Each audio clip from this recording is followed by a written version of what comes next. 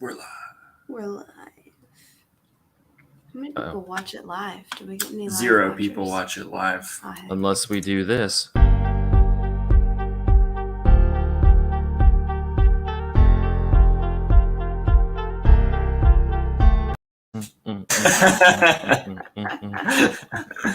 It's a good countdown. You can do background music. Hold on. Oh wow. But it has to be royalty free. So what do y'all think of this movie? Gotta say, that was pretty good. I'm gonna do one. Oh, acoustic cinematic. Here we go.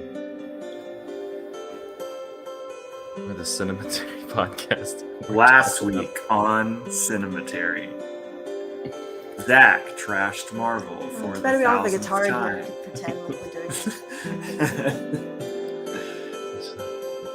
We sought the treasure of the Sierra Madre. Crank it up, baby.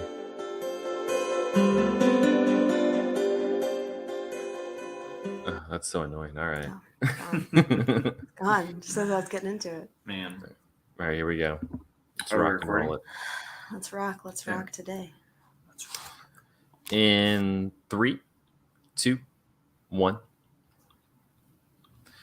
And welcome to episode 411 of Cinematary. I'm your host, Zach Dennis, and I'm here with Andrew Swafford. And Jess. And in today's episode, we're going to be talking about movies that we saw this week in part 1. And in part 2, we will be continuing our Young Critics Watch Old Movies series with 1948's Bicycle Thieves. A movie I'm surprised has taken us 8 volumes of Young Critics Watch Old Movies to get to. Well, as we have established for no reason for the last few weeks, Andrew hates Italian movies, so... Yeah, I don't know. I don't know where this meme came from. I definitely do have a memory of disliking Bicycle Thieves when I watched it several years ago. And I guess I'll leave people in suspense as to whether or not I still dislike it today. Listen, we got to sell tickets here. We got to get those listens. We got to get those deloads. People are like, does this guy even like Italians? We'll find out here. We'll find out in part 2. But in part 1, what are we going to be talking about today? Nothing. We're just going to kind of sit here. I'm going to put on this on this acoustic cinematic music, and we'll just chill for about 15 minutes, and then we'll move on. No, let's hunka turn on some movies and talk about Elvis. Let's talk about Elvis. Sorry, I had to step away from the mic for a moment. Yeah, I saw this movie this week. I don't think anybody else did, right? No, I'm going to go see it tomorrow, so Okay. I'll let you know in the future what happens. Well, this is the new Baz Luhrmann joint, which, it's funny. There's really not that many Baz Luhrmann joints. There's like 5 or 6 of them. There's the Gatsby movie. There's the Romeo and Juliet movie. There's Australia, Strictly Ballroom, and now Elvis, which is a music biopic. And we've had a lot of music biopics last couple of years. We had Bohemian Rhapsody. We had Rocket Man.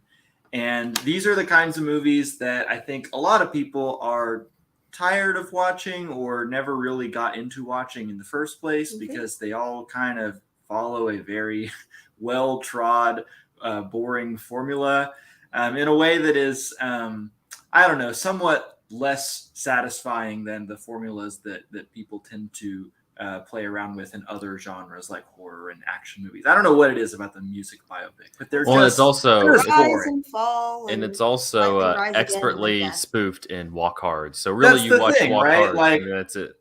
Once you watch Walk Hard, you kind of can't unwatch it, and you can't then go back and watch a standard music biopic in a way that's different from like you watch Scream and you can still watch and enjoy horror movies, right? Scream is not ruining the horror genre. It's celebrating it. Walk Hard kind of ruins the music biopic genre. And in the best way possible. In the best way possible. We like Walk Hard here on the Cinematary podcast. So I'm watching Elvis through the lens of that. And that if you just write down the plot beats of this movie, it is basically the formula of the standard music biopic, and it's kind of boring. Like that plot is kind of boring. The rise and fall and the addiction, etc. What makes this one unique in that stable of music biopics is that it's directed by Baz Luhrmann. And love him or hate him, Baz Luhrmann is very much an auteur. You kind of can't deny the fact that he's an auteur in the same way you can't deny that Michael Bay is an auteur. There's somebody else that I'm struggling to think of right now, some auteur that I mean, like Clint Eastwood, definitely an auteur, right? Like controversial, but like you gotta hand it to him. He's got a style, right?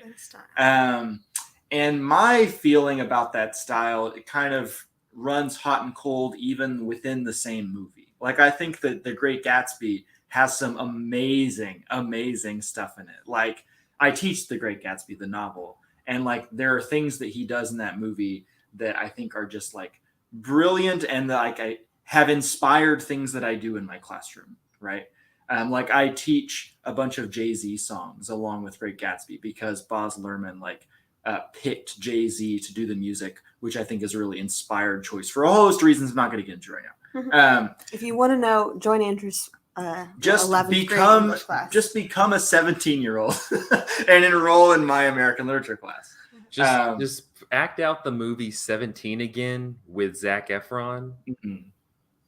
That is a strategy. You could do that, yeah. But like there are also lots and lots and lots of things in Gatsby that I think are just awful choices. And you know, the same thing can be said for Romeo and Juliet. I actually think his Romeo and Juliet movie is the best Romeo and Juliet movie, and there are a lot of them. But I think that his like captures the like the youthful immaturity of those characters, and it has a certain energy to it that the other Romeo and Juliet adaptations just don't have because they're adapting Shakespeare and they're trying to make it important and serious and all that stuff, right? And Baz Luhrmann just kind of has fun with it, you know. He just goes nuts. And in Elvis, he also just kind of goes nuts in a way that like I don't know if he's ever quite gone this nuts before. Like the first like hour of Elvis is just kind of a montage. You never really leave the montage. He's just like, it almost feels like he's acting as a DJ or something, like he's just kind of throwing on a part of this song and a part of that song and sort of overlapping them. And you have multiple layers of images sort of moving around the screen at the same time. We're always kind of like zooming into things to reveal like other entirely new scenes. And he's doing like newspaper clippings like falling over the images, and we're hearing like radio coverage of like the things that we're seeing, and it's just like this cacophony of images and sounds. And like for as little as I care about the beats of this standard ass musical biopic, I am kind of enthralled by the sheer verve of the thing for the first hour or so. And it eventually does settle down and becomes a little bit more stead in that like we have actual scenes with actual dialogue and like scenes that begin and end, you know, as opposed to just like melt into each other in this like weird psychedelic phantasmagoria of Baz Luhrmann. He's also doing like anachronistic stuff of like throwing in modern music on top of the old music and doing like remixes of the old music and doing like mashups of different performances happening in different places at concurrent times. It's wild. But the absolute like Achilles heel of this movie, the reason why I cannot wave away my lack of interest in the actual plot is the length of this movie. This movie is 2.5 goddamn hours long and feels every minute of that. And eventually, like the Baz Luhrmann-ness of it I just kind of become numb to that. And he does settle down. It stops being quite as like visually and auditorially impressive once you get into the middle stretch of the movie. And what you're left with is just an Elvis biopic, really. With a guy who I don't think really looks very much like Elvis. He's an impressive performer for sure. But but he doesn't look like Elvis. And when they show Elvis, like the real Elvis at the end of the movie, I'm just reminded, like, man, I wish I was looking at Elvis, because Elvis is kind of an interesting looking character, right? Like we did Jailhouse Rock on the podcast several years ago. And I found Elvis to be a very compelling screen presence just because of like the way that he looked and the way that he sounds, right? And like another thing that is worth mentioning about this movie is that the angle that it takes on the Elvis story is it is telling Elvis's story through the eyes of Elvis's manager, a guy who goes by the name of Colonel Tom Parker. That is not actually his name. He's played by Tom Cruise in this movie. Or not Tom Cruise. Wow, that would be a different experience. Played by Tom Hanks in this movie. We've had Tom Cruise on the brain these past couple weeks on Cinematary. And if you've seen the trailer for this movie, you know that Tom Hanks is making some choices in how he's playing this character. He's got like a lot of prosthetics on his face and neck. And he's doing this very bizarre accent. I apologize to any listeners who come from the region of the world where that accent is from. But I don't know if Tom Hanks is necessarily doing it justice either. He just kind of looks and sounds very weird, and it's hard to get used to it. It's kind of like looking at Ben Platt and Dear Evan Hansen to a certain extent. I think I eventually do believe in it, and I eventually do get used to it, but it is a lot. And like there is interesting stuff, like interesting thematic stuff to be mined from that particular framing of the story. Tom Parker is a guy who's framed as, in the movie anyway, as not only being Elvis's manager, but kind of being Elvis's like puppet master. Like he sort of controls every aspect of Elvis's life. He's supposed to be Dutch. Okay. Well, I suppose we're taking the Austin Powers ethos of there are two things we hate in this world: people who are intolerant of other people's cultures and the Dutch. Anyways, Cinematary podcast does not reflect these views. Yeah, sure. Anyways, yeah, like there's interesting stuff there in terms of like the ways in which pop stars do not necessarily have control of their own lives and their own image. There's also some political stuff going on here with race, which, that is a very common talking point when people talk about Elvis, talk about him as like a cultural appropriator, right? I think it is a little bit more complicated than that if I'm kind of taking the movie on its word. My understanding, and I've talked to you about this, and it seems like this is true, is that Elvis actually did grow up in like a predominantly black neighborhood, and that is why he was like the music that he was inspired to play was music that was common in predominantly black neighborhoods, that music that like white radio referred to as race music at the time.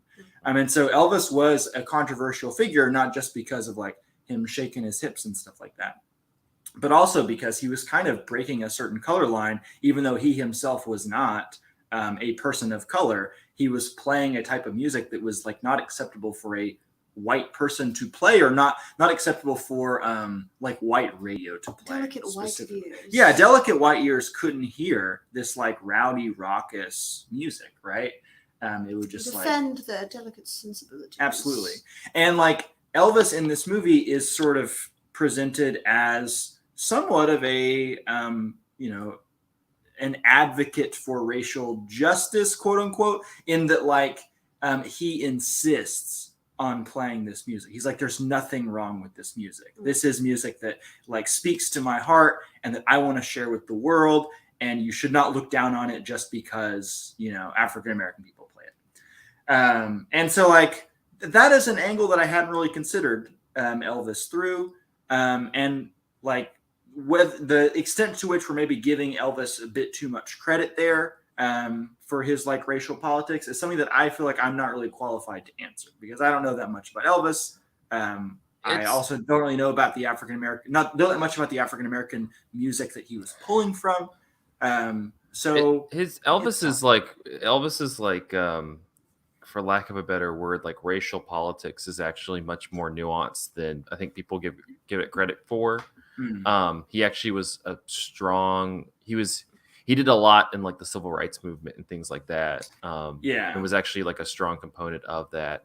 He's got a myriad of other issues you can hit him on, but that one Sure. is less one. Yeah, there's a big plot point about him wanting to make a statement after MLK is assassinated. And so, like, there's interesting thematic stuff here. And so, if you are willing to meet Baz Luhrmann where he's at, and you're willing Which is to, every Baz Luhrmann movie. which is every Baz Luhrmann movie. It's kind of like showing up to a Terrence Malick movie, right, or a Wes Anderson movie. You gotta know what this guy is about, and you are kind of signing up for a certain experience, right? Yeah. And so you do kind of gotta hand it to him on a certain level. For me, the length completely crushed it. I was just so bored by the end of this movie. But there's interesting stuff there. It's not completely a wash. Baz Luhrmann's Elvis playing in a theater near you. Probably. Well, Elvis, Elvis, he might have had some crimes in the past, like like getting some, marrying a 16-year-old and other things. Oh, but they don't really dwell on that. No, they don't. Of course they wouldn't. But yeah, we can't say anything about the future. He has no crimes of the future. Wow. I saw that coming. I saw it coming. Yeah, it was very telegraphed. Well, Jess and I both watched Crimes of the Future. Yeah. It was actually over a week ago, but we felt like it deserved talk about it. It does deserve discourse on the Cinematary podcast. I've just talked a long time, so Jess, do you want to explain what this movie is about? Well, is this my first Cronenberg movie? No, you've seen Videodrome, you've seen Crash. Well, then it's not my first Cronenberg movie I've ever seen. It's maybe the yuckiest Cronenberg movie that I've seen. It's yucky.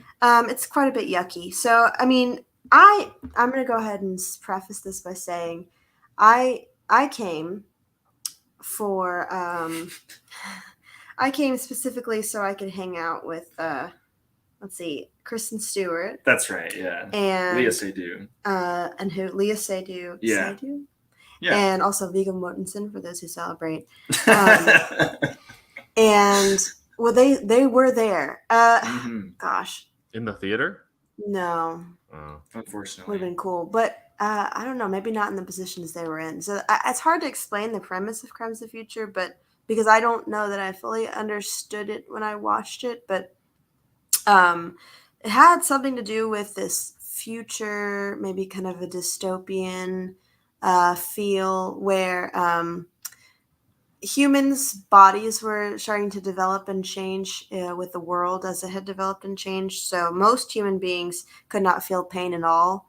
There were a handful of human beings who, I guess, felt a lot of pain, and their bodies were going through some kind of like rapid mutation. And they didn't really quite understand the science of why their bodies were rapidly mutating, but like organs were developing in their bodies. So a lot of people were going through like regular surgeries to remove these randomly popping up organs. Viggo Mortensen's character is one such person who has this rapidly generating organs situation. Some people got it like that. So he had to have regular surgeries, and he decided to kind of take ownership of his regular organ removal surgery thing by sort of becoming maybe this like weird future equivalent of like a porn star.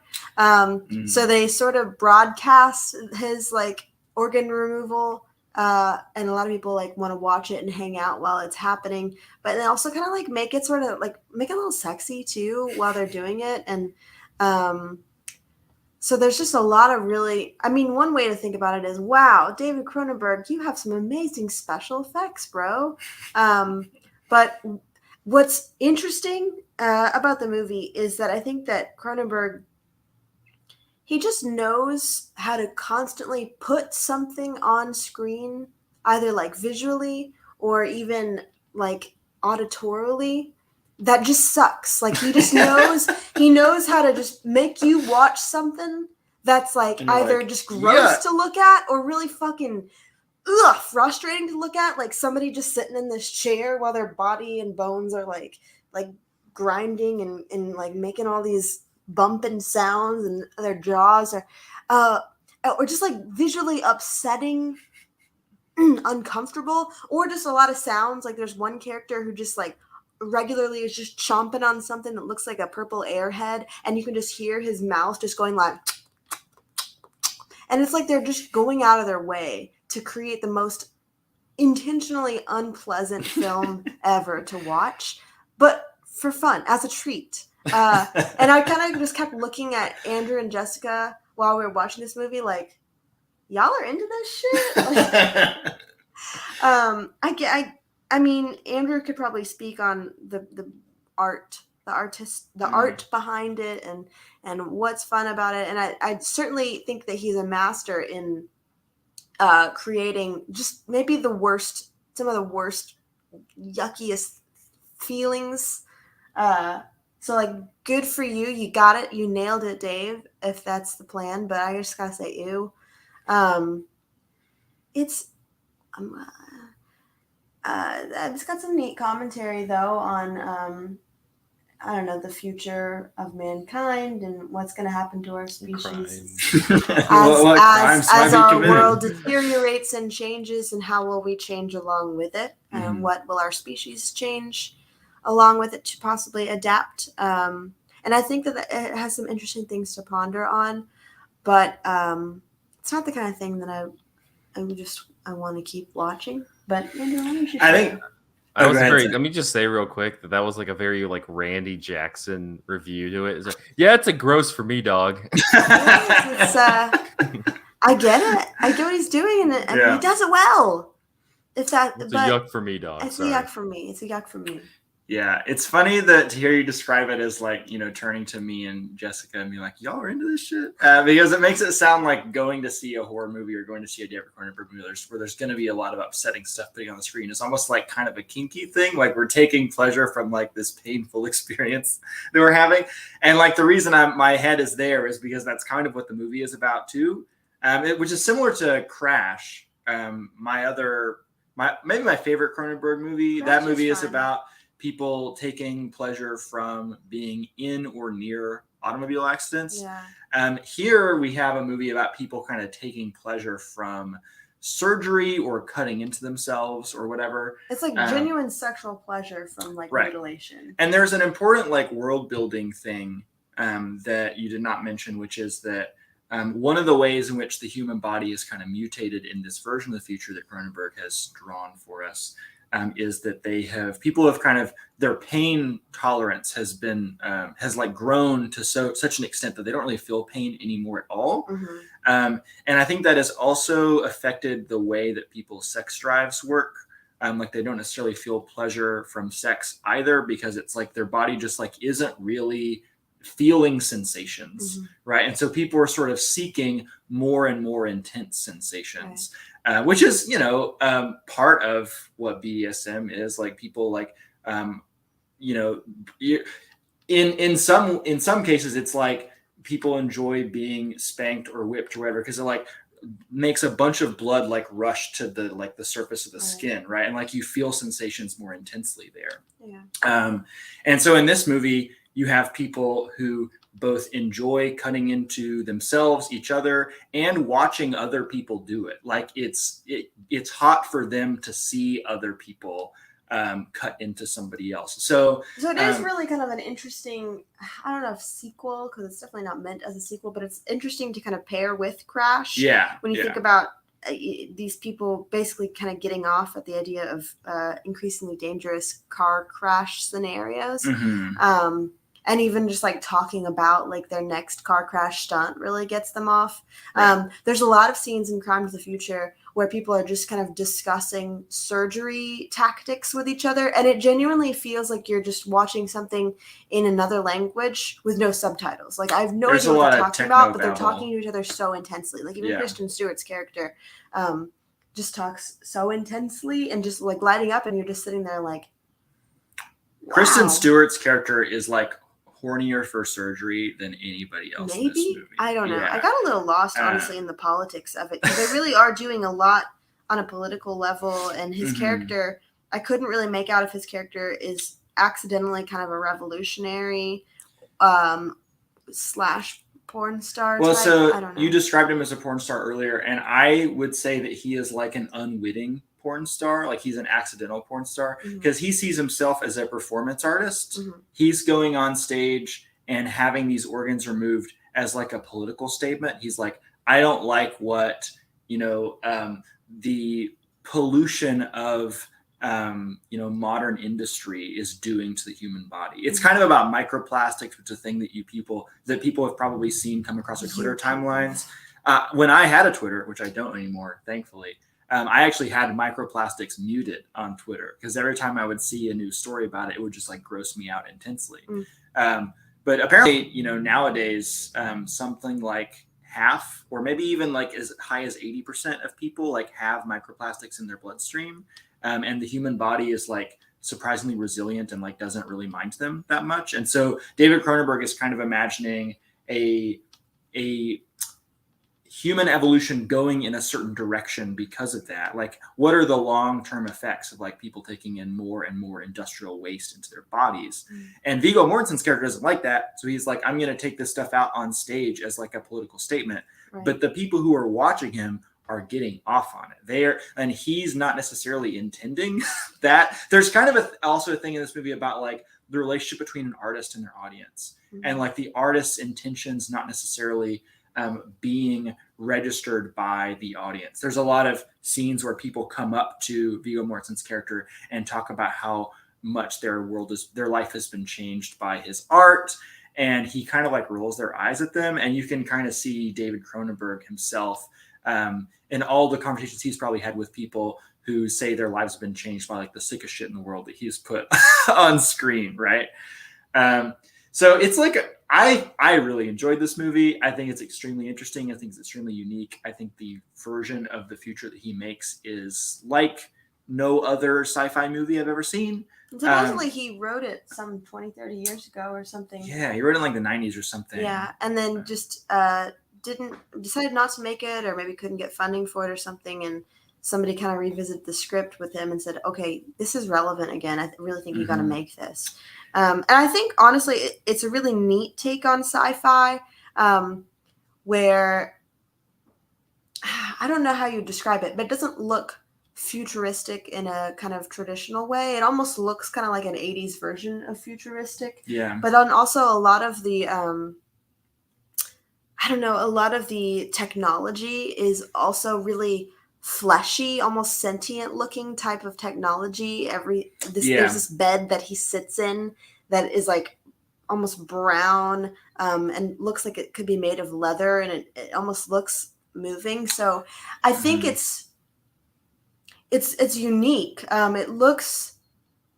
It's visually interesting. It's kind of dealing with the line that is blurring between the organic and inorganic material. Like, I recently watched David Cronenberg's Existence, I think is how you're supposed to say the name.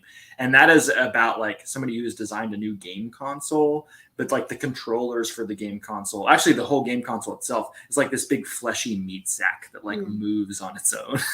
And similar things going on here with like some of the like the chair he like sits in this big like cradle thing Viggo Mortensen's character does. It's like this giant womb like it has human tissue kind of all over it. But anyways, this is another one of those, like, you kind of know what you're in for if you're going to the David Cronenberg movie. If you're into David Cronenberg movies, you're probably going to like it a lot. I think it's one of his better movies, honestly.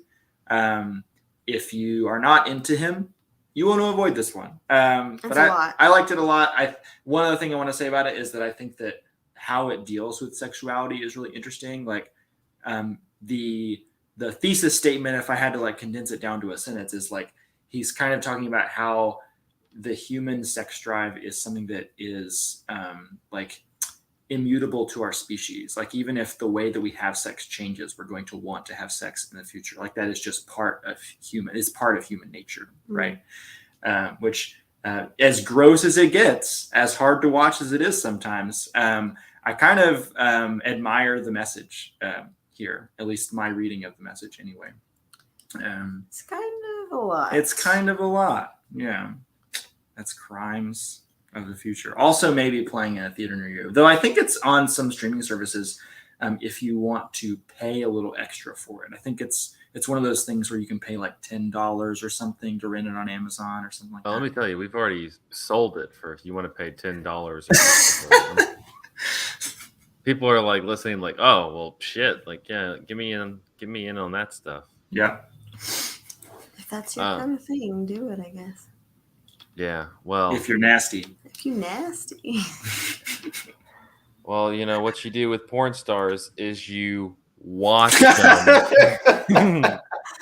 We're doing such a good job with these. The segues, man. Fantastic segues. So yeah, same day we saw Crimes of the Future. We did a fun little double feature at Central Little DF. In, We had an intense little double it was feature. a really super. We actually started with Watcher and did Crimes of the Future afterwards. I really liked Watcher though. It started with Micah Monroe, and she and her husband. We should also mention the director. This is her first feature, Chloe Akuno. I think is how you say her name. Rock and roll. Yeah. So Micah Monroe's character, she and her husband have just moved, I believe, to Romania. Mm-hmm. And Micah does not speak the language that is spoken in Romania. Is it Romanian? Her husband does, though.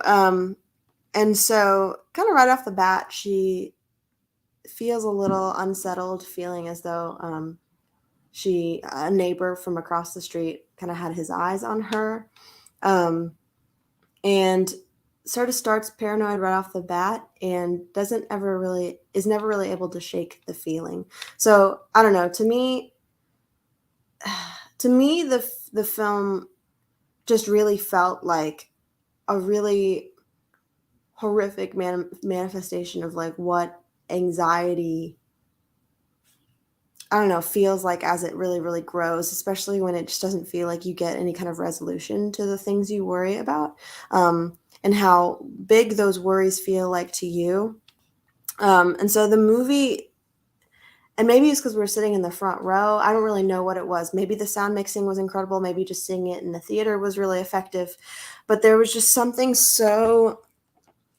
it was just so well made in how they built the tension and stress of the movie from little occurrences that you could easily brush off as nothing, and her husband does. Anytime she kind of airs a frustration or a worry to him, he just sort of says, oh, I mean, yeah, he's a neighbor. He lives in the neighborhood too. It's probably not a big deal. And so she kind of tells herself, okay, yeah, maybe it's not a big deal. But I think part of it too is she struggles to kind of vocalize what she's worried about, and she struggles to vocalize the extent of maybe why the thing that is stressing her, because there's a scene where she thinks she sees somebody on the street, and then she goes into a movie theater and then thinks that the person that she saw on the street follows her into a movie theater. So she leaves in the middle of a movie, goes into a grocery store, and then continues to see somebody follow her around in a grocery store, and then frantically runs home. And when she conveys all this to her husband, she kind of underplays it, I think, but it seemed very real as the watcher, as the viewer of the movie, to see to see how these things are obvious. Like there is obviously something going wrong here. And the way that she is dismissed, and the way that the movie builds tension. There's also a lot of scenes where people are knocking on doors. And that's like a cultural thing, apparently. Like the way that they do it in the movie, I'm just kind of taking the movie's word for it. Apparently, it is a cultural norm in Romania. When you knock on a door, you knock really loud. Or that's just how what they chose to do. Open palm slamming on the door again and again until somebody comes to the door. It's very much like a police style knock. Yeah, or something. I don't know if I want to like put that down as like our feelings about Romanian knocking. Right. I don't know that we can write that off, or if that's just like a choice that they did for the movie. But everybody in the movie does this. Yeah.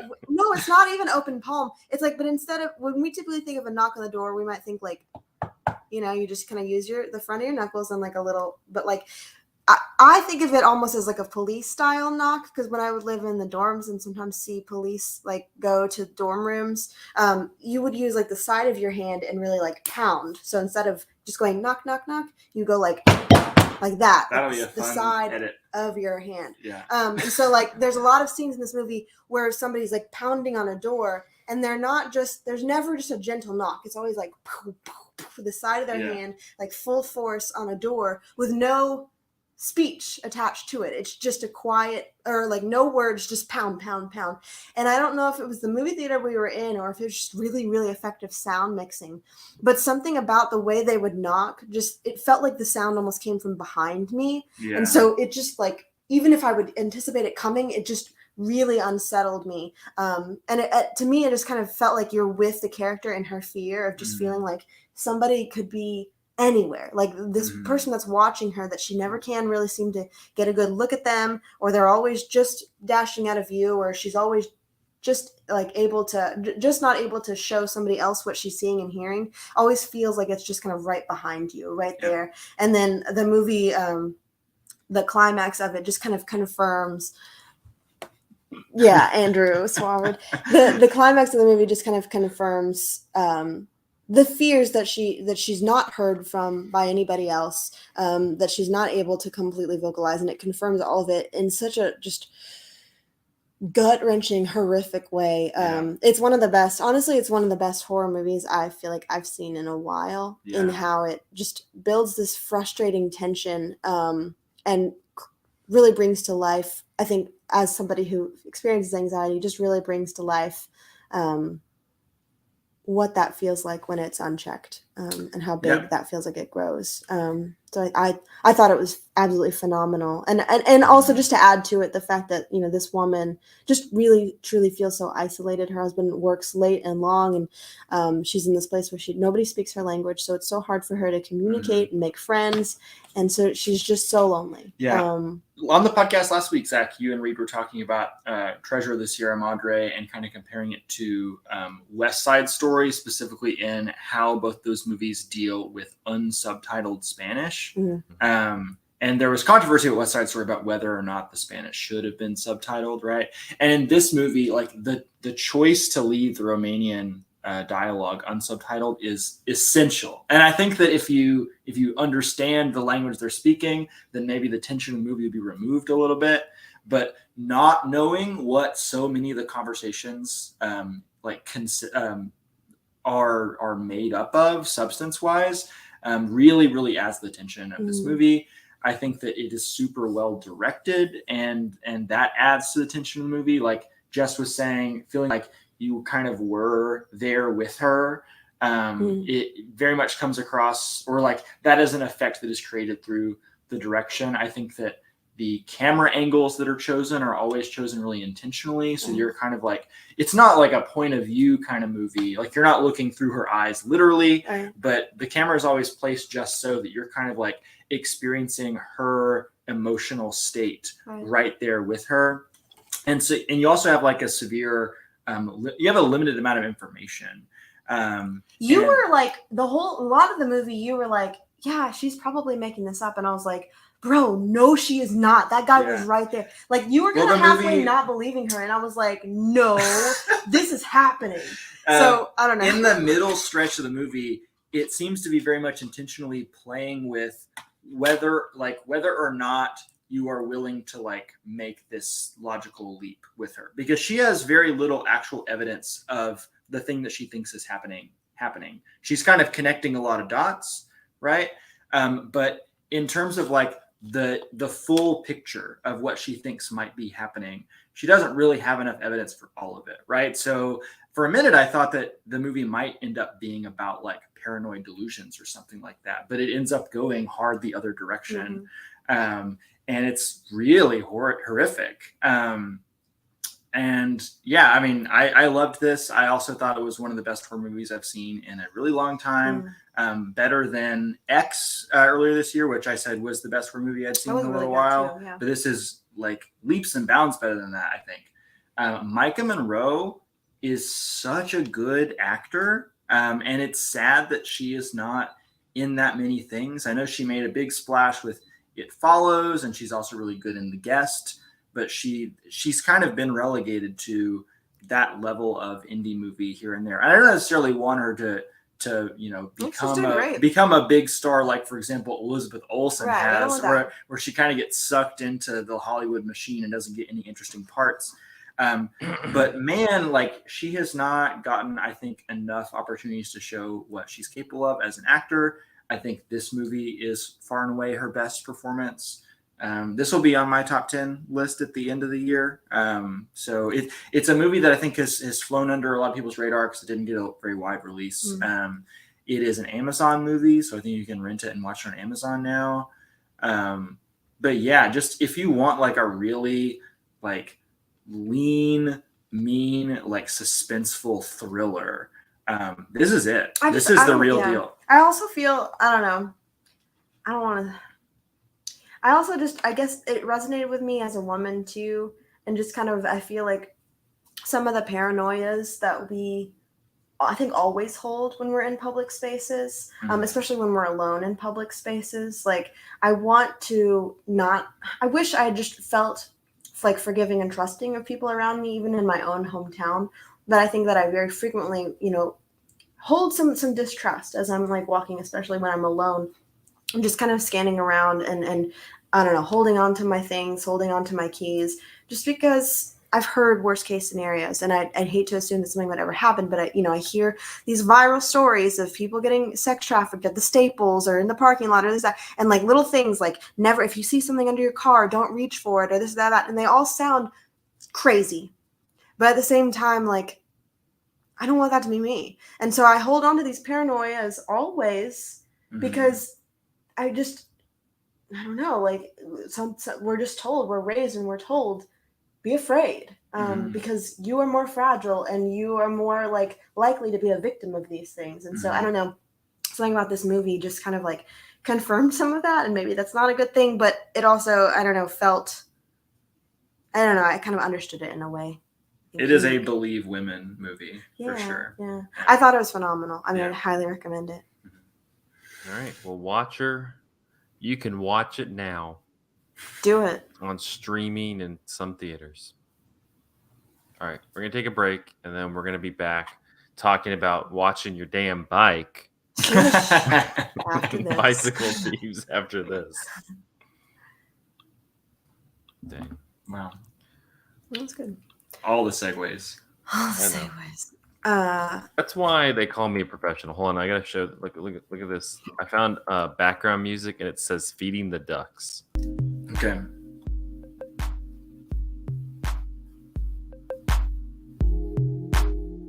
It's got some late night Animal Crossing version. It does.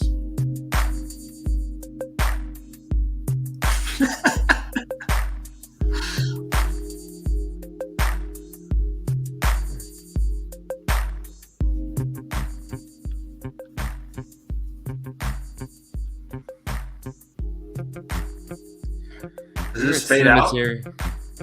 Oh no, it's still going. It's still going. Here at Cinematary, we do not want your money. JK, Patreon, baby. All right. Hey, how was Puerto Rico? That's not for the patrons. Wow. Or the YouTube viewers. True. You don't get to know. I don't give a how much money you made or gave us.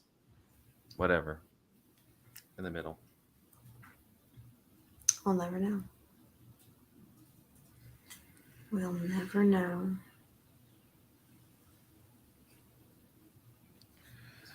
O'Malley says he's excited to hear by Andrew V. Bicycle Thieves Part 2.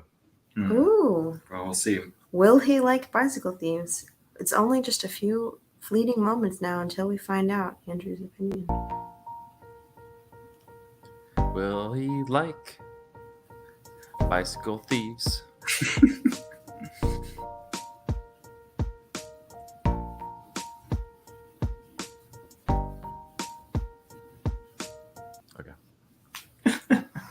We're just that's what the ad breaks are going to be now, just us chilling. I think it should be. I think that's appropriate. Y'all want to talk about thieving some bicycles? Do we ever? Let's do it. We got a decently long little fact sheet on this one because this one's pretty. It's kind of a big deal. It's kind of a big deal in Italiano. Italiano. Wait, we're recording already? No. Not yet. Okay, just checking. I did see a few people, not to like make a sweeping racial generalization, but there were a number of people in this movie who would like yell at him and be like, "Ah!" The kid does this Yeah. when he talks. Well, and then there was like whenever he got in the whole thing when like he was accusing the guy and like the whole mob was around and there's like I was like, "Yeah, you get out of here!" And I was like, "What are you gonna do? What are you gonna do, guys?" Yeah. I had to All get right. the trope from somewhere. Yeah. All right. In 3, oh wait, yeah. In 3, 2, 1. And we're back with part 2 of episode 411 of Cinematary. In this part, we'll be continuing our Young Critics Watch Old Movies series with 1948's Bicycle Thieves, which has taken us a little bit to get to, but we're happy we're here, y'all. Directed by Vittorio De Sica, from a script by De Sica and 6 others. I don't know why 7 people had to write the script, but whatever. A lot of folks. The film stars Lamberto Maggiorani, Enzo Steola, and Leonella Carell. Unemployed Antonio Ricci is elated when he finally finds work hanging posters around war-torn Rome. His wife Maria sells the family's bed linens to retrieve Antonio's bicycle from the pawn shop so he can take the job. However, disaster strikes when Antonio's bicycle is stolen and his new job is doomed unless he can find the thief. With the help of his lively son Bruno, Antonio combs the city, growing increasingly desperate for justice. Bicycle Thieves is the best-known work of Italian neorealism, the movement that formally began with Roberto Rossellini's Rome Open City. It aimed to give cinema a new degree of realism. De Sica had just made Shoe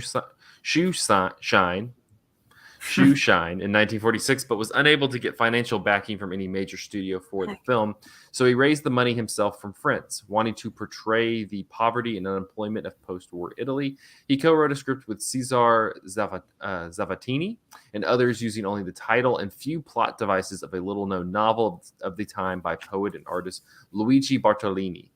Following the precepts of neorealism, De Sica shot only on location, that is, no studio sets, and cast only untrained non-actors. Lamberto Maggiorani, for example, was a factory worker. That some actors' roles paralleled their lives off screen added realism to the film. De Sica cast Maggiorani when he had brought his young son to an audition for the film. He later cast the 8-year-old Enzo Stadiola when he noticed the young boy watching the film's production on a street while helping his father sell flowers. It took careful planning and rehearsing to give the film its realistic look. Crowd scenes were meticulously staged and drilled, including one for which director De Sica hired 40 street vendors. The Roman fire department provided a surprise rainstorm for another scene. In addition, De Sica shot with as many as 6 cameras at once to get the untrained actors' spontaneous performances from several angles. Although the film looked like a documentary in places, the director's painstaking methods drove him over budget. Maggiorani, who played Antonio, was very shy and embarrassed throughout the shooting, as he had no actor training or would often become anxious when he couldn't do what De Sica wanted him to do. The director, however, did not coddle him because he knew Maggiorani's real anxiety and nervousness before the camera would work well for his on-screen character. De Sica would later praise Maggiorani, saying, quote, "The way he moved, the way he sat down, his gestures with his hands hardened from work, the hands of a working man, not of an actor, made him promise that after the film he would forget the cinema and would go back to his job." Maggiorani remained uncomfortable with the mechanics of filmmaking and acting during the filming of Bicycle Thieves. He nevertheless began to feel a merging of his own identity with that of his character Antonio. De Sica later stated that Maggiorani, quote, "confessed to me that he had experienced the sensation acutely and poignantly in the last scene of the film. Antonio, in a moment of revolt against his cruel fate, attempts robbery and is arrested and maltreated in front of his son. When through his tears, Lamberto Maggiorani felt his hand seized by little Stadiola, it seemed to him that he really was his son who took his hand, and his tears became real tears of burning shame. In a few months of patient effort, I had brought this man to the point of being able to forget himself in his role and to enter fully into the sad story." The film's final shot of Antonio and Bruno walking away from the camera into the distance is an homage to many Charlie Chaplin films, who was De Sica's favorite filmmaker. When Bicycle Thieves was released in Italy, it was viewed with hostility and as portraying Italians in a negative way. Italian critic Guido Aristarco praised it, but also complained that, quote, sentimentality might at times take the place of artistic emotion. Luigi Bartolini, the author of the novel from which De Sica drew his title, was highly critical of the film, feeling that the spirit of his book had been thoroughly betrayed because his protagonist was a middle-class intellectual and his theme was the breakdown of civil order. The New York Times in 1949 said, as a matter of fact, both the story and the structure of this film might have been used by Charlie Chaplin in the old days to make one of his great wistful films. For The Bicycle Thief is in essence a poignant and bitter irony. The irony of a little fellow buffeted by an indifferent world. As directed by De Sica, however, the natural and the real are emphasized, with the film largely shot in actual settings and played by a non-professional cast. In the role of the anguished workman, Lamberto Maggiorani is superb, expressing the subtle mood transitions of the man with extraordinary power. And Enzo Staiola plays his small son with a firmness that fully reveals the rugged determination and yet the latent sensitivity of the lad. One of the most overpowering incidents in the film occurs when the father, in desperation, thoughtlessly slaps the anxious boy. Leonela Carell is also moving as the mother, a smaller role, and Vittorio Antonucci is hard and shabby as the thief. He is the only professional in the large cast. One further word for the music, which has been aptly written and used to raise the emotional potential. The plaintive theme that accompanies the father and son, the music of rolling bicycles, and the morning music full of freshness and bells. De Sica has artfully wrapped it into a film that will tear your heart, but which should fill you with warmth and compassion. People should see it, and they should care. On that note, let's talk a little bit about Bicycle Thieves. I know this is a staple of film history courses. If you watch any if you watch any international films in a film history course, this is kind of the go-to, at least for Italy. Had you all seen this movie previously? I haven't seen it previously. You have? I saw it once several years ago. I don't remember exactly how many years. Around the time the podcast got started, I guess. But I've actually never taken a film class in college, so I was not in the intro to film classes where this is being taught. I knew it was one of those, staple. If you study film, this is a film that you study very early on. So I watched it to kind of do my homework back then, and I remember not really liking it. I remember thinking that it was just kind of a bummer and that I just couldn't engage with it all too much. I remember thinking it was kind of boring. But I think this movie is actually very good. And I was wrong back then. And I think I was mostly wrong because I just hadn't had enough life experience at the time. He's admitted, guys, he was wrong. I hope that comes through on the final edit.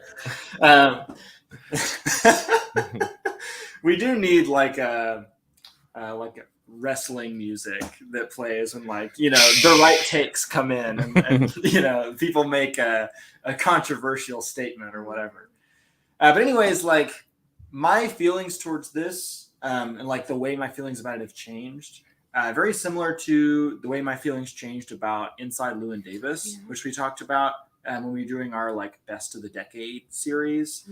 In that, when I first watched the movie, I was like, oh, this is kind of a bummer. And then when I watched it again after several years of living on my own and kind of working paycheck to paycheck, I realized oh, this is a perfect encapsulation of what it feels like to feel like your life could fall apart at any moment, right? And so watching this time, it was almost a little too real. It was, I felt attacked, by my own psyche watching this thing.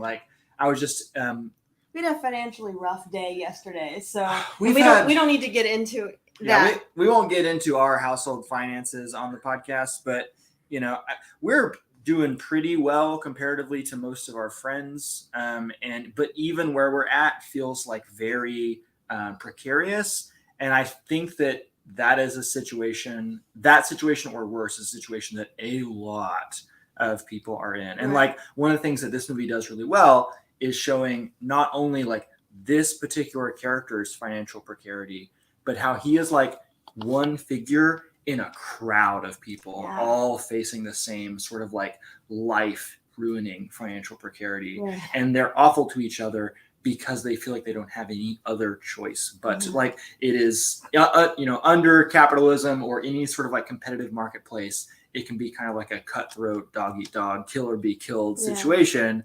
And so like that's of course like the arc of the movie. He gets his bicycle stolen at the beginning of the movie, and then he resorts to stealing somebody else's bicycle at the end of the movie.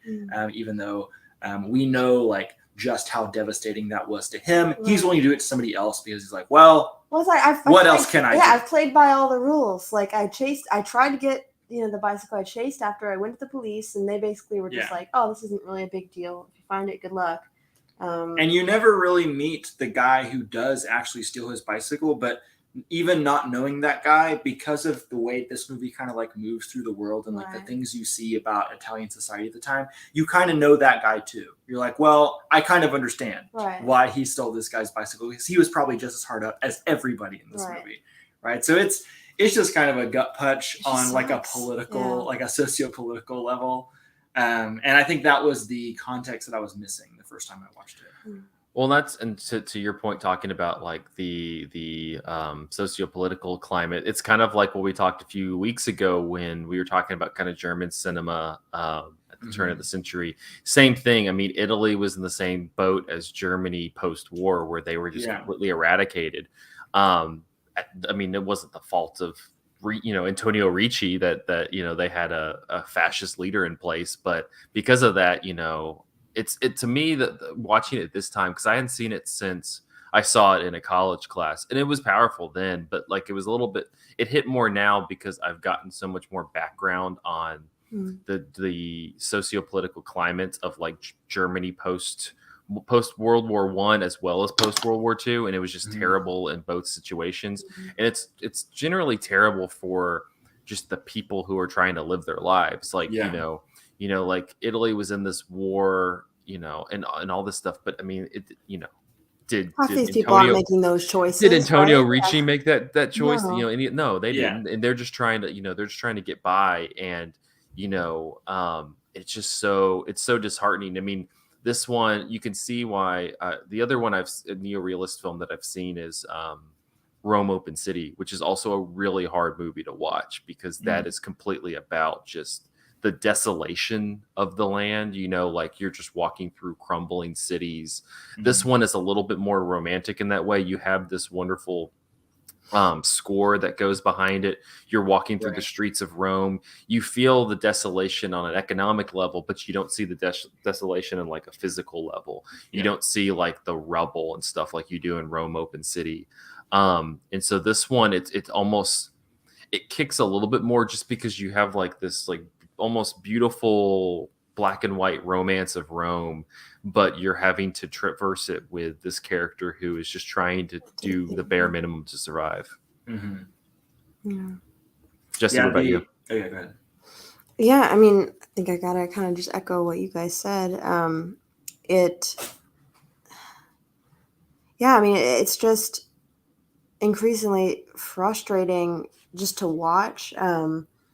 This like series of unfortunate events and things, like, you kind of think, is there any way he could have conveyed that differently, like maybe said that differently to somebody that might have like won their favor a little bit better? Like, you kind of think maybe if he'd done like a little bit of a better charisma check when he was explaining something, but he's frustrated. Like this, he just sold his whole bed sheets just to pawn back his bike. He probably pawned his bike so they had dinner for a week or something. You know what I mean? Like, the choices that you make when you're really hard up, or just like the emotional space you inhabit, yeah, right? Like how on edge you can be whenever it feels like everything is falling apart. I feel bad sometimes, like, maybe I'll think like after I've left a store, maybe I've had a bad day and I had to go grab something at the store, and I'm like, man, I probably came off as so grumpy just then, and I don't want to be grumpy to cashiers or whoever, and because I know that like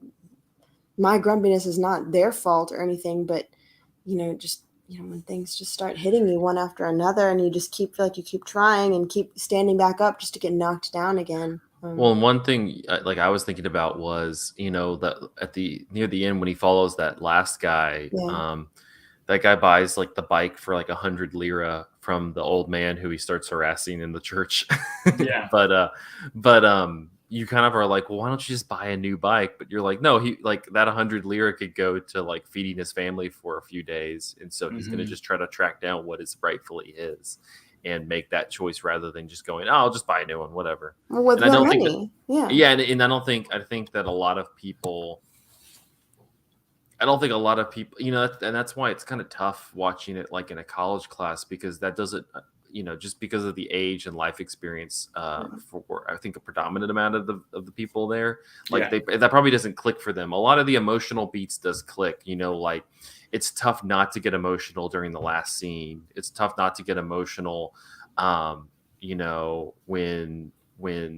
he slaps Bruno, and then Bruno is kind of rightfully pitching a fit and not really engaging with him, and then you have that whole scene where the boy, you hear about the boy drowning in the river, and he thinks it's Bruno, and like that's just kind of natural to get emotional there. But I think it hits a little bit differently rewatching it, where you kind of see the more, how the difficult decisions that you have to make along the way, because it as we learned with just having the bicycle in the pawn shop in the first place, you have to make a call, and it's going to have ramifications down the line, but you can't think of the down the line. You have to think of, I got to Right put food now. on the table right now. Yeah. Right. Yeah. And they're like, you can have this job if you have a bike. And he's like, I can get one in a couple of days. And they're like, okay, well then you can't have this job. And he's like, okay, no, I'll get one. Yeah. Like, people don't understand. Like, there's not a lot of flexibility even now for any kind of like circumstantial nuance, right? Oh, I'll pay that off. I'm just waiting on my new debit card to come. I'm sorry, like it's due today, so Yeah. you better give us money right now. And I'm like, I would, because I have money in a bank account, but it's closed, and it We won't be said we open weren't until going to say Tuesday. too much about but our own it's just household like, finances. No, I mean, like I'm speaking in generalities Yeah. because there's always something, right? Like we've Yeah. always got like, yeah, I'm not lying to you, and I'm not like just trying to like bullshit you. Sometimes there are nuances to things. Like I totally would, and I totally understand why this is not your fault, but here's what's going on with me, and we don't leave a lot of wiggle room for things like that. And Zach, I think you made a good point about like the life experience of the students who are watching this movie in a college class. Of course, there are plenty of students who have had, economic hardships growing up in their household. But I think in general, most students who are in a college classroom setting, money is kind of an abstract concept to them, right? They're either having their school paid for by a parent, or they're living in like student loans land where like money's coming in, but they don't really understand, like fully understand the value of each individual dollar there. Like each semester, what that's really going to feel like at the end. Which of course, like the people giving those student loans are counting on that, right? They're counting on students not necessarily recognizing like, oh, this is all eventually going to like hit. I'm going to actually have to pay for this with money that I'll have to make. Yeah. And like the ability you have to make that money is like very, very limited, right?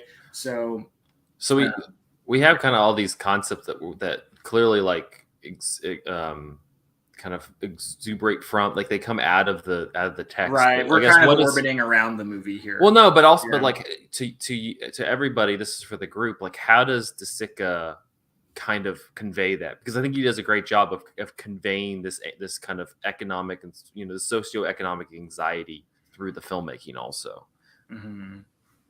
I mean, it's a very, even though it's kind of like an old foreign art house movie, it's not really slow. In every single scene, like it's very economical, like to use another form of the word economical, in terms of like every scene is presenting like a new, like urgent emergency that needs to be attended to. Like it is ratcheting up the tension and the stakes on a minute by minute, like sculpting in time. Well, and I think too, there's something about, the way it starts on this kind of hopeful note for him, but the movie is called Bicycle Thieves. So you know exactly what's going to happen. And you only see the one thief who steals. Well, let me preface that it actually was called Bicycle Thief in America in English for a long time, and they recently, in the last few decades, changed it to Bicycle Thieves, which is what I think the literal Italian translation is bicycle thief, but that doesn't really make sense. It would Right. technically be bicycle thieves. Well, regardless of the plural or Yeah. singular, like, you know what the movie is going to be about. You know that's going to be about this guy losing his bicycle. So you see, like, all the hoops he has to jump through just at the beginning of the movie, and all the, like, how hopeful he gets that he's finally catching a break, finally going to be able to get something stable for his family. And all the while you're knowing, you just keep watching his bicycle, wondering when the scene is going to happen. Yeah, he will like stop somewhere and like lean his bicycle against the frame of the door or something, and the camera will just give you enough of the bicycle for you to be intently focusing on it. Like that character is now no longer looking at the bicycle. What is going to happen as soon as he looks away from it for a second, right? Well, I forgot when it gets stolen. So when they stop and the wife goes up to see the holy woman, that's when I was expecting. I was like, oh, this is when it gets stolen. Like I was like all stressed out, and then it came back. So it's still there. Okay. Yeah. Right. And also to go back to the point about the music, this is kind of the one stretch of the movie where it feels like things are looking up. But after he has the bike and he's like riding off to the job on his first day, like that music is so hopeful and inspirational. Like you really feel like everything's gonna work out for this guy. You know it's not. But you know it is not. Yeah, you know the movie's called. Yeah. So well, it's playing that dissonance. He also does such a great job of filtering between like large groups of people and the like close up on the face shot, because there's so many like close up shots on Antonio, the Antonio Ricci character, that are so powerful, including and just Bruno. Like, god damn, Bruno is the fucking star of this thing. He's a very charismatic child just his actor, face. Yeah, he's just great. But then also the way he utilizes the group shots. I mean, you have just the scene when he's gonna when he captures who he thinks is the thief, and you have that mob of people in that neighborhood just kind of engulf him. Then you have the mob of people leaving the soccer match, and like that whole scene, and then the final shot where they just kind of everybody gets engulfed into the crowd. You kind of lose where Tony is. The mob of people like trying to get a job in the first scene of the movie. Yeah, like when you see a lot of people in this movie, you see a lot of people. Like it feels like an innumerable amount of people, especially when he's getting mobbed by those guys who are trying to protect the dude he's accused. Like it feels like you kind of are there with him, and that like it feels like it would be impossible to fight your way out of this crowd. It's very claustrophobic. It's like, to me, I almost got like, I was kind of getting upset and angry as if I was there, like just like get off him, give me some room. Like he does make you feel so claustrophobic in those scenes. The music is so, you mentioned the music. The music is so there's kind of a dissonance between the theme of it, which I'll play for those listening in the podcast, like before we start talking about this. But the theme is like really does have like this beautiful melancholy melody to it. It's really nice. And then like you said, the morning music, and it kind of, they lean on the theme more throughout the rest of the movie, because it's very it's kind of sad, but then it has kind of this sweetness to it that you don't completely hate it, but it does have like this kind of melancholy. And that's kind of how I feel going back to just the situation of a lot of these people at this period in time. Like it's just so melancholy and unfair to these people who are just trying to live their lives, that they're suffering because of the acts of a few people.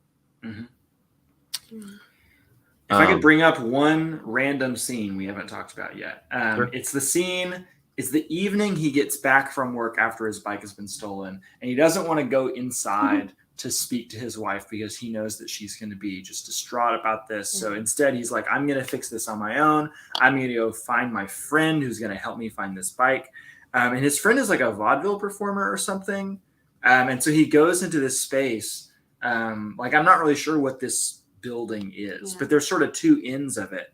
And on one end you have his friend who's practicing his vaudeville act.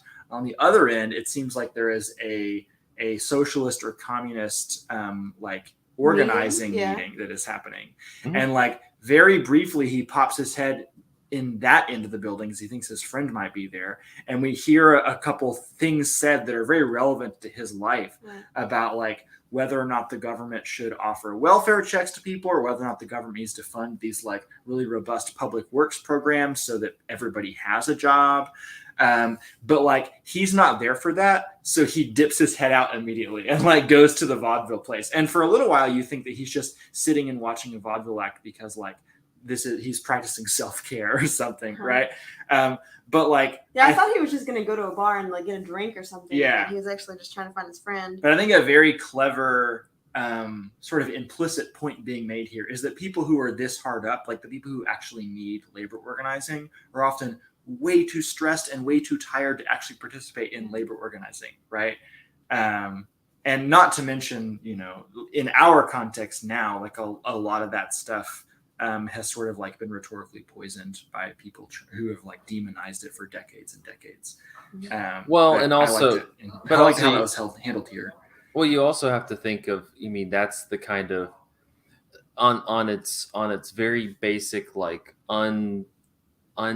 you know, if it's untarnished level, it makes sense for them.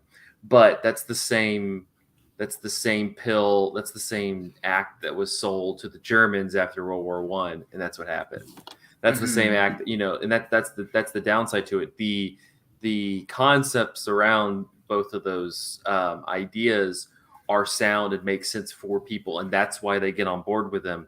But they're infected by people who are just using the opportunity in order to, you know, take control of things. And so that's kind of the other thing is like, yeah, you hear that, but it's like, yeah, that's what you hear from the Germanys, the Japans, the Italys post World War II. There's a reason why you get less of that in like America, because America came back victorious and was going on a resounding successful run after that. You know, that's kind of the thing there as well. You have to, and this is kind of outside the realm of the movie as well, but it is frustrating to have conversations with people about this stuff because of exactly what you're saying, Zach. Like these are our historical examples of countries that have attempted to do something like called communism or called socialism. They got kind of adopted by fascists and authoritarians who weren't actually like making a government that was organized by those principles. And so like when you try to argue for labor rights or something, they're like, well, that sounds like communism. That sounds like what the USSR did, and the USSR was bad, so therefore, you know, that's a bad idea, right? But like the ideas that are being talked about, right, are so sound in many cases. Well, and that's why, you know, that's why Hitler was so effective, because they could, the Nazis were the National Socialist Party. Exactly. And it wasn't because they were exuding socialist goals. It's because socialist means for the people. It was popular. Exactly. It's for the people. It's popular. And so they could use that to gain. So, and that's where, again, like American education kind of fails you, because you don't get to learn the nuances of the concept is broken from what the name is being utilized for. You know, it's so right. There's a small you know, political concepts break for you all. We got to do it every now and then. I wish like anytime I heard somebody use the phrase like, "Oh, you should just get a job," or "You should just you know, this or that." I wish like you could just make them watch this. And, you know, like, if only it were just that simple. Like, I will just get a job. Yeah. Oh wait, but I need a car. Or oh wait, but I need. Yeah, we should also talk about the fact that like this is bicycles. Like I like really romanticize bicycles in my head, because like it is such a free mode of transportation, right? And when I say free, I mean like I have a lot of freedom when I'm on it, right? Like I'm often not like constricted by traffic rules. There's not like a lot of other bikes on the road. I can kind of go wherever I want to go. It's not like an expensive thing compared to a car. I'm not worried about my bike breaking and me having to like pay thousands of dollars or something to get it fixed like all of a sudden. But you know, if you need transportation for a job, you need transportation for a job. And like that is going to limit the amount of people who can take that job. It is just like, I don't know. There are just like, I'm failing to reach the end point of this train of thought that I'm on here, but the movie does like make even something as like pure as a bicycle into like this burden that like you have to have. Like this guy is working so hard so that he can be exploited, so that he can go work a job with a boss who doesn't give a shit about him. Right. Right. This He's is like putting up ads, like these like yeah. big booby, like I don't even know Rita what he's- Hayworth Yeah. posters. I don't yeah. even know what he's advertising. Is it a movie or Yeah, they're what? movie posters. But Yeah. it's like it just I don't know. To me, there was a little bit of irony there of like this man who like had to pawn off his own bed sheets so he can like glue up a poster of like a Hollywood actress. And if we actually got to see him do that job day in and day out, it would suck. Yeah. Right. But he's so stoked. He's He's so so stoked that yeah. he's gonna be able to get this money and even get a little bit of overtime. Yeah. And it was like the 1 week's pay was how much he paid for to like unpawn his bicycle. Right. Or the 2 weeks. I think he said he get paid every 2 weeks, like 6,000 currency. I don't know what the currency was. And that was like what he paid for his bicycle. So it's like 2 pawned bicycles a month plus a little bit of overtime. Is, right. You know what? It's just. Well, and that going back to the point we were making before, that's the other fault with these concepts is that it becomes so much of a intellectual debate, and like he doesn't give a shit about any of that. He's like, I don't know, I just got to get food on the table for my family. I got to feed my kids and my wife. I got to, like that's all he's looking to do. Like that's what's so wonderful and so powerful about the scene in the restaurant, because in I was reading, I think you had liked it on Letterboxd, Andrew, the review by Mike D'Angelo kind of talking about the restaurant scene and how he felt like it was interrupted to a degree by the rich family who's just sitting there. And I'm like, no, that's that you have to have that because they're having this nice moment. They're enjoying the meal. They're like enjoying luxury for 10 fucking minutes. Yeah. But you have this family over and you have this disgusting looking girl who keeps like looking over with her, like, insect eyes at him.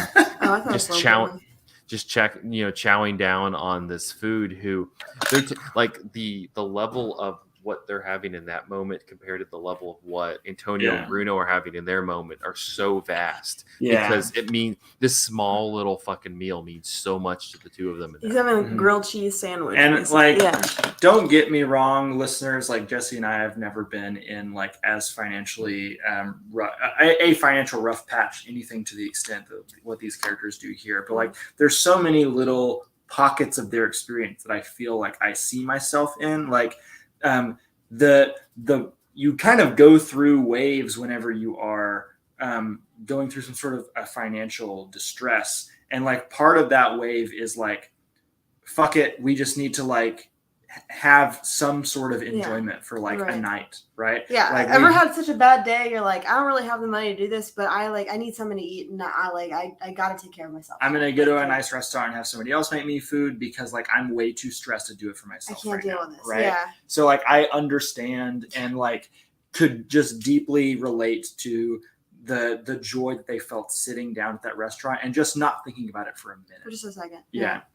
Yeah, and giving Bruno a moment that wasn't his dad, accosting people for his bike and running, walking stressfully around the city and just like having this like general frustration and sadness on his face. He was like, let's just like take 20 minutes and like just have a meal and enjoy ourselves and let him drink a little wine and eat a mozzarella sandwich. Like it's about the fucking small things. But that's what's so kind of tragic about having the dissonance between them and the rich family, because the rich family, it's just like whatever. It's like it's a fucking very Sunday. normal. Yeah. And so that's what there's that tragedy in it that I think is powerful. Right. Anything else on the movie before we wrap it up? I guess the one thing I'd be curious is, we talked about at the beginning, this is like this canonical work. This is like, oh, if you're serious about movies, you gotta watch Bicycle Thieves. Kind of revising that rather than just saying it's an important movie you have to watch. I guess what's the reason that people need to watch this outside of that? What do you think, Jess? I mean, I don't know. Personally, for me, I think I've recently pinpointed that I really enjoy. What would you call it? Realism? Social realism type movies. And actually, we recently watched Margaret, which if we had time on part one, we probably would have talked about it too.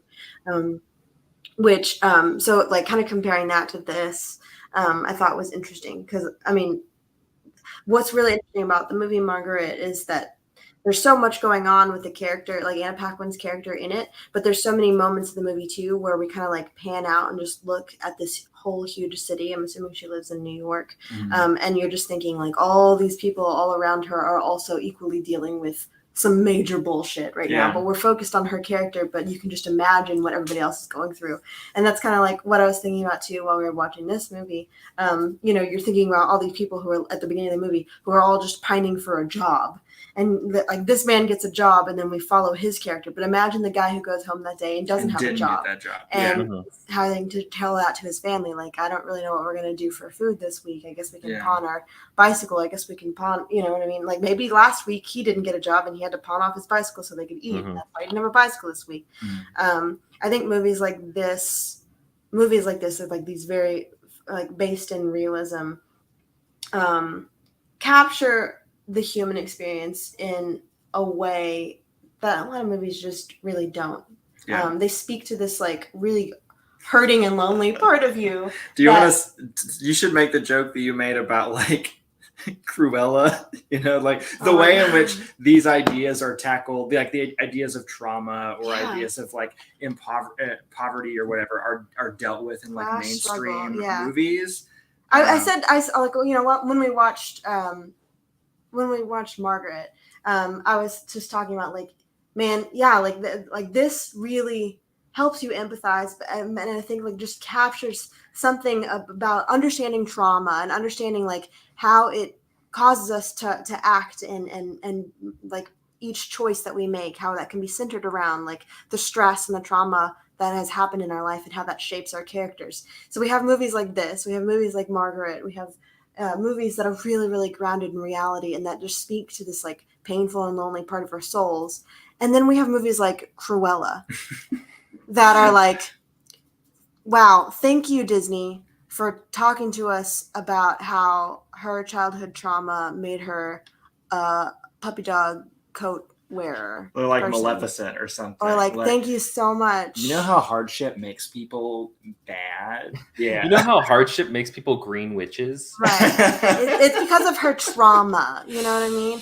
Like, no. So there's something just much more real about, I mean, in a neo-realist movie. Right. I also think that it just makes really good like political agitprop. Like if you want to see like a movie that is going to make you mad for the right reasons. Right. It's like, it's something you probably can't like maybe every single day, multiple times a day, sit down and watch like a realist kind of movie. I don't want to feel like this all the time. It's going to drain you. I think it's like going to be emotionally heavy and you kind of want to sit with it for a minute, which was like, we got done watching it and I was kind of cuddled up with my cat and I was like, I just need to sit here for a minute. But then Andrew like jumps up and he's like, I got to clean everything in the house. And I was like, the two different sides. I felt like my life was in shambles after watching Bicycle. He's like, I gotta clean, I gotta fix everything in our house. And I was like, I gotta just hold my cat for a little bit and like it kind of just emphasizes the Roger Ebert quote about movies as machines of empathy. Like, this is an example. Like, this would be my reasoning why is like this is a great example of movies as a machine for empathy. That if you can just kind of take down your preconceptions on what you assume the movie should be like and just let what it's telling you wash over you, like it might give you some sort of recognition on life that you probably are ignoring. So why is it a canon? I think it captures humanity in a very real way. I mean, not that I've had that exact experience, but just like kind of seeing all these hurdles and all these hoops he's jumping through. I think especially being like, a young adult living on your own, it can still feel relatable even if you haven't related quite to that level. And Zach, you said you had watched this in a film class. My assumption is that when this does get taught, a lot of times the reason it gets taught is like, well, this is an inspiration to the French New Wave. Right. And like, if you're just kind of thinking about it in terms of like a timeline of film history, like there's something kind of unrelatable about that. But the movie is like deeply human and relatable on other levels. Well, yeah, that's kind of the reason why I was glad that we watched it, just because it's in one of those categories. I think we talked about it. We talked about it before. Like the perfect example that I have is like Citizen Kane, where Yeah. we treat Citizen Kane as, oh, this is the greatest movie ever. You have to watch this if you know movies, and that's done it a disservice because now people see it as like this like mountain they have to climb, that it's Yeah. this difficulty. And I'm like, if you watch fucking Citizen Kane, it's great. It's super entertaining. Like it's a Yeah. great movie. Mm. And we have these canonical plaques elicited to it that you're just like, no, I don't. Can I just like watch the movie and not feel like I have to like do my Yeah. duty as a cinephile? And I think That was me watching this the first time. I was doing my homework, eating my vegetables. I mean, you Yeah. go in with all Yeah. these expectations too, but I think just trying to watch it just as a movie, and I think it's relatable and enjoyable, and Yeah. so I thought it was Yeah. really good. I thought it was very effective, and I'm really interested in the fact that the main actor wasn't even a professional actor when he got in. He just sort of found himself in the role. Seems like It's really he cool. got a acting career out of it, though. So good on De Sica for like, helping this guy climb the ladder a little bit. Yeah. Yeah. All right. Well, that will wrap up this episode of Cinematary. You can find us on Facebook at facebook.com/Cinematary and Twitter and Instagram at handle @Cinematary. If you can also find us on Letterboxd at letterboxd.com/Cinematary, where we will talk about, or we post all the movies that we talked about in this episode. If you would like to support the show, whether it's $1 to $5, you can find us on patreon.com/Cinematary. Thank you to our patrons, Cam, Chad Newsom, Corey Willingham, Candace Sisson, Ron Hayes, Teresa Sathi, Titus Arthur, and Tyler Chandler. Thank you so much for supporting the show. Next week, we're going to continue Young Critics Watch Old Movies with 1959, Some Like It Hot, which is a movie where I guess we're going to cover on the podcast after talking about it a million times already. So I feel like we actually haven't talked about it on the podcast very much. I think everybody on the podcast has seen it a million times because it's great. But I don't really think this has gotten the Cinematary treatment, so I'm glad that it is. Yeah. So we'll have that next week. Until then, thank you all for listening or watching. We'll see you next week. Stay cool.